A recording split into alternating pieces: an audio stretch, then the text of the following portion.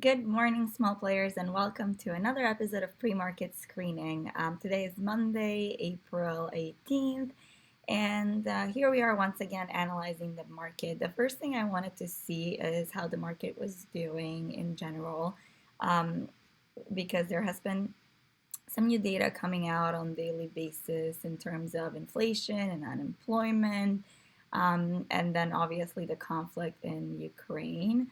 So the market is gapping down. When that happens, we know the volatility indexes are always interesting. So we have VXX, which still doesn't have quite a lot of volume. Then we have UVXY, which has some more volume.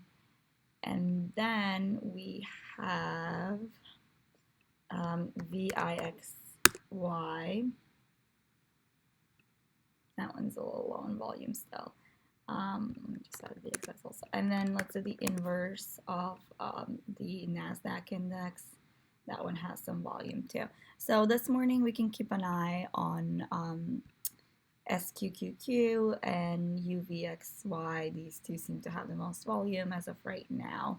As you guys know, when we trade volatility indexes, especially the ones that are leveraged, any small positive movement in the general market, the S&P 500 or the NASDAQ, depending what their inverses or two, can really turn it sharply in the wrong direction. So we always trade them, when we day trade them, we trade them with tight stop losses. And I generally, even though I'm a breakout trader for these, I like to trade bounces more than I like to trade breakouts. Because I just find it safer to scoop it out lower and trade it a little bit. I generally just swing trade these. They're meant to really be used as hedge against volatility or downtimes in the market. So I use them like that in my portfolio, but also on days when the market's really turning, taking a negative turn. They tend to be easy trades as long as you stick to those general rules of having a tight stop loss, because if the market turns against you, you can lose a lot of the position very quickly.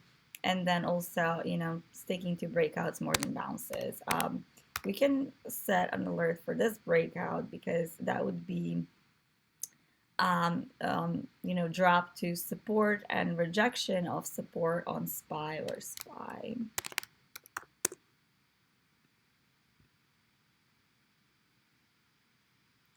That would probably be rejection of this sort of level. So we can look at that. And then it's approaching this area. Let's see where the next support is. This. Sorry, let's do UVXC because it has more volume. So if SPY loses that support, the next one, then for UVXC, that would mean that it gets a bounce. Well, that would be the breakout here, but then for the bounce, it would be a rejection of resistance. So let's see the next resistance. So the rejection of this resistance could give us a bounce on UVXC here or here. So that's how we can look at it. Let's just set an alert here for at or below. Okay, so that's sort of how we trade these. Let's see, Nile, N-I-L-E. Oops, I'm playing with this one. This stock is, I just want it lower. Okay, never mind. Wait, I disappeared from the scanner. Oh no, I just changed this. Okay.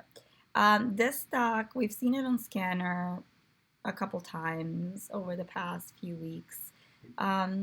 It definitely could move. It's a little cheaper now than what we love to trade, but right now the previous high of day here of almost 68 cents was very big resistance, two big rejections there, and obviously once it broke above it, it squeezed. Then it did first bounce there, which should be the strongest, but you see that bounce didn't really give it a lot of volume. So it's doing a second bounce now, but in all honesty, if the first one didn't give it the biggest move, the second one's normally weaker. So it could be that long bias traders are waiting for VWAP to buy. So let's make the trade plan for bounce on VWAP. And then we can use this rejection here as a stop. So 0.6499. And then we have this 0.698, 0.718, 0.698, 0.718, 0.738. Yeah.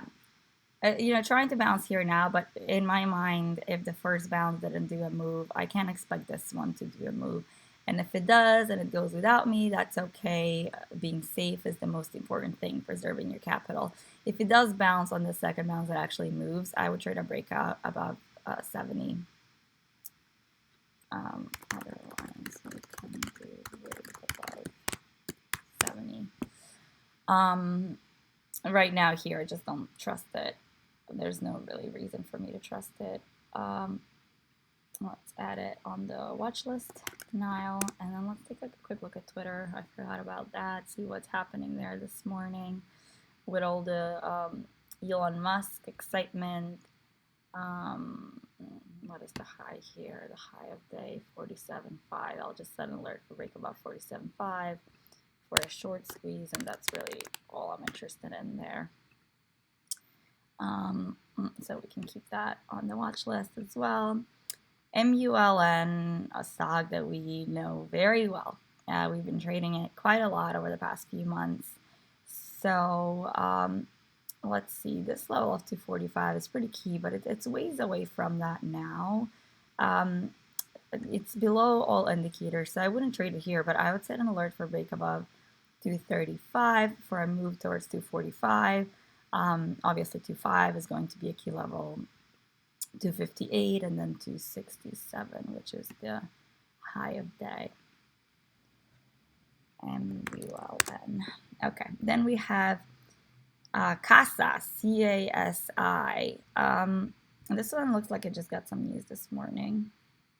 Okay, Verizon purchased a stake in the company. That's a very big deal. We've spoken about this. Every time any one of these small cap companies gets attention from large cap, it's a big news for the stock. So it looks like it hovered around VWAP. It didn't truly do a VWAP bounce, but sort of. Right now, the way I look at the chart, I would trade a 5-minute flag break. If it doesn't do that, then I would wait for a drop to at least here. But, if it loses VWAP, it could end up dropping to here, or even all the way down to EMA 20. So I would be looking at those levels for a bounce trade. We can look at the 1-minute chart just to see if there's a level between the EMA 20. Okay, we have this, and then we have this. So we have all these levels of support going down towards EMA 20. I'd be looking at either one of those for a bounce or break a 5-minute flag. I just want to see what the float is on this, because it looks like, okay, so it's not so large. I was worried it could be larger, but it's 30 million. That's okay. That's within the range of what we like to trade. OCGN, this one is making a flat top on 3, so that's really one of my favorite setups. It's just such an easy entry, break above 3, and then we can use this level 295 as a stop. So let's do that trade plan. OCGN 301, 294, and the high here is what, 307. 310 and 315. This would be break above 3. And then obviously we could trade the bounce and VWAP as well. OCGN. HUSA, this one, the volume's still a little too low, but it looks like this level of 4.9 is actually pretty big resistance. We can send alert for break above that. It's a little tricky because it's close to 5, so short sellers could have a stop on 5 or even 506 because it's a high of day. So depending on how much capital they have and if they get margin called, they could hold until then. So I'd send alert for break above these key levels and see how it behaves and how much volume it gets before deciding to open a position. USA. I'll just remove some of these stocks from Thursday actually, that don't have volume. This one does, VRUY, a stock we're very familiar with. I'm going to send an alert here for break above 1575, which could start the move to start squeezing out some shorts, then break above 16.8, and then break above 17.5. So we're prepared for it. It's ways away, so it probably won't happen today, but we'll be ready for it at some point. Break above 15 could start the first move.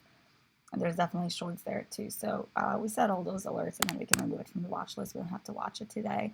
PBTS, this one's not on scanner and it's a little too cheap, so I wouldn't really bother with it personally. But if this is a price range that you want to trade, definitely a break above 40 here is a key level. You see the flat top there.